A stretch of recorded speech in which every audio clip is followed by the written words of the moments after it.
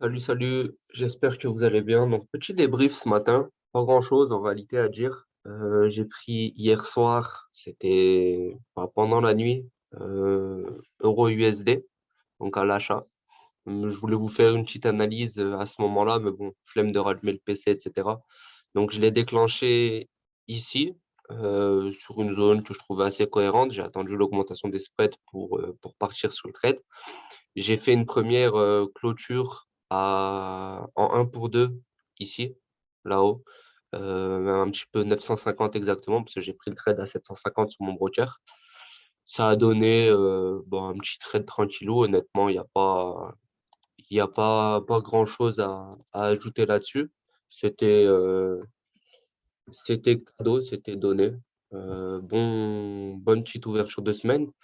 Ce que j'ai fait, c'est que je l'ai passé en swing. Il me reste un peu plus de la moitié ouverte et je vais laisser tourner ça. Côté GBP JPY, je viens de déclencher, enfin je viens. euh, Là, il y a ouais, 30 minutes. J'ai déclenché un trade à la vente. J'ai déclenché un trade à la vente. Pourquoi? Bah parce que on tombait sur une zone assez cohérente selon moi. On avait notre instit, on avait le 100. Je crois que je l'avais notifié de ce côté-là. Tac, tac, tac. Non, même pas. Mais bon, on avait au minimum l'instit et ça aurait été amplement suffisant pour déclencher un trade. Donc, je viens de le prendre ici à la vente. Bien entendu, ça, c'est vraiment un trade en intraday. Ça va durer quelques heures. Le maximum que je vise, ça va être le 500, même si je risque plus de prendre un trade en un pour 2 et viser le 700, 800, maximum 700. Ce serait déjà très, très bien sur ce trade-là. Et après, bah, c'est plus ou moins tout. Voilà, je vois vraiment un tout petit retracement de ce côté-là. Et ensuite, bah, l'analyse, je reste sur la même que celle que j'avais faite au départ. EuroJPY, j'aurais pu faire la même chose au final. On tombe aussi sur une zone cohérente. Si j'étends le Fibo que j'avais ici, donc déclenché par là, si j'étends le Fibo, on tombe là sur le 30, sur le 23,6. Donc, ça porte potentiellement un petit intérêt. Et derrière, bon, bah, l'analyse va rester la même que celle de base, quoi.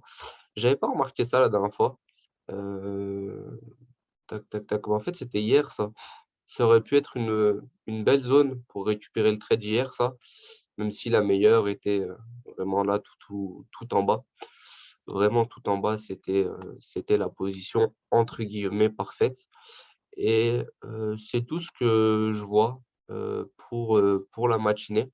On a le GBP USD qui bloque, le gold plutôt, désolé, qui bloque plutôt pas mal. L'US Oil qui continue sa petite ascension.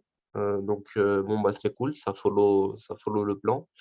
Et l'US 30, bah, lui qui vient de retest le 35 500. Donc, position à la vente déclenchée, bah, pareil, hein, déclenchée dans cette zone. Mais celui-là, je le comptabiliserai pas. Et je le prendrai même pas en réalité. Je l'ai même pas pris, je le prendrai pas tout simplement parce que bon, j'ai pas envie de me faire avoir sur des mèches bêtement. Surtout que j'ai d'autres trades en cours et j'ai pas forcément envie de trop trader ce mois-ci. Je préfère m'occuper d'autres choses.